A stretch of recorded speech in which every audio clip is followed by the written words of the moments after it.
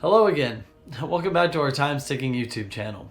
My name is Jake, as always, and today we're going to be talking about one of Switzerland's oldest watchmaking houses. So, stick with us through our intro, and we're going to be talking about a brief history of Patek Philippe.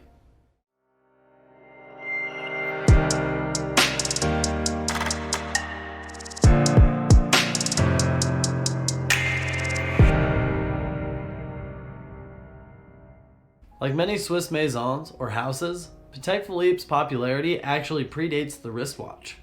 However, few, if any, brands can boast the level of complication mastery that they sport to this very day, in both their wrist and pocket watches. Early innovations by the brand would begin a legacy of timekeeping that is seen, by many critics and fans alike, as the pinnacle of Swiss watch engineering. Ahead, we'll have a look-see at some landmark moments from Patek Philippe, which have reinforced their name for generations. Now, Patek Philippe themselves got off the ground 171 years ago, as of the making of this video. Indeed, when discussing the origins of this powerhouse company, one must look all the way back to the 19th century. It was during this time that Genovese watchmaking was carving out the reputation that it still garners today. Patek Philippe, our subject of the day, broke onto the scene in 1839. The company itself did not initially go by that name, however. It was originally called Patek Chapek & Co. This proto-Patek Philippe was founded by Antoine Norbert du Patek and Francois Chapek. Very direct naming. This is the 1839 company. Now Philippe of Patek Philippe's namesake would first meet Norbert du Patek in 1844, 5 years after the original version of Patek Philippe began. Jean-Adrien Philippe had already made a reputation for himself by releasing and inventing a pocket watch of his own with a stem and crowned wine in 1842. Very futuristic. Once Chapek's contract was up with Norbert du Patek, Philippe was arranged to take up the mantle of creative director for the company. In 1845, Patek Chapek & Co. was dissolved and renamed Patek & Co. This would eventually transition to Patek Philippe & Co. by 1851, forever solidifying Philippe's relationship with the company. Consistent quality came out of Patek Philippe & Co. into the 20th century. One notable 19th century release that pushed them forward was manufacturing a brass key-wound wristlet, or proto-wristwatch geared toward women, a trend in experimentation that was ahead of its time, and building steam among the era's brightest watchmakers. It was near the end of the 19th century as well, where the company adopted the Calatrava Cross as its logo in 1887. This logo still represents the company as of this writing. Moving forward from the 1910s to 1930, Patek Philippe engineered their Grand Complication and Très Grand Complication pocket watches. Both watches were sold to famed automobile manufacturer James Ward Packard. These prestigious pieces contained 10 complications in one, aka the Grand Complication, and 16 complications in the other. But more was certainly to come. Aside from introducing the first women's watch with a 5-minute repeater in 1915, and the first women's watch with a perpetual calendar in 1925, the folks at Patek Philippe pushed their complication efforts to new heights. 1933 marked the purchase of one super complication by Henry Graves Jr., dubbed the Henry Graves Super Complication. This watch boasted the most complicated watch the company had manufactured to that date.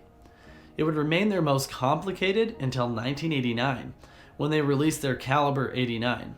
However, without laser cutting assistance, the 24 complications of the 1933 Super Complication watch were a stunning achievement.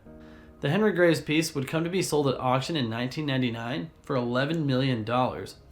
And on that note, another legacy of Patek Philippe, aside from their historical complication watches, is their current domination of auction houses, which we'll get to more of that soon. A lot of steam for the company built after 1933 Super Complication watch all the way through the 20th century. Some notable releases from Patek Philippe from the 1930s to 1999 include an astronomical watch with a perpetual calendar and retrograde date, made all the way back in 1936, a watch they developed with a second time zone feature in 1959, their Calatrava model in 1974, their Nautilus model in 1981, their 1989 Caliber 89 pocket watch, previously mentioned, and their Aquanaut model in 1997. Many of these landmark designs continue to take on life in the company and fetch for a high price. Furthermore, any limited editions released by the company tend to take hold of any auction house that puts them up for sale. The prestige of a Patek Philippe piece leaves most millionaire buyers anonymous, and an ownership of truly fine craftsmanship. Most recently, Patek Philippe sold the most expensive watch ever sold at auction in 2019 for $31.9 million. This beat the previous holders of this title, the Rolex Daytona owned by Paul Newman at $17 million, and of course, 1999 sale of the Patek Philippe Henry Graves Super Complication. Continually selling their pieces at top-tier luxury pricing, their roster has included plethora of celebrity patrons. Everyone from Queen Victoria to Leo Tolstoy, Albert Einstein to Nelson Mandela, and many more have donned this prestigious name in watchmaking throughout history. Now referred to as Patek Philippe SA, the company has remained under the same ownership, the Stern family, since 1932, post Patek's reign as leader. Their complications, exclusive releases, and quality design work still employ expert watchmakers and engineers from all over the world. A true crown jewel of Genovese watchmaking history, their work certainly retains a legacy bound to outlive us all.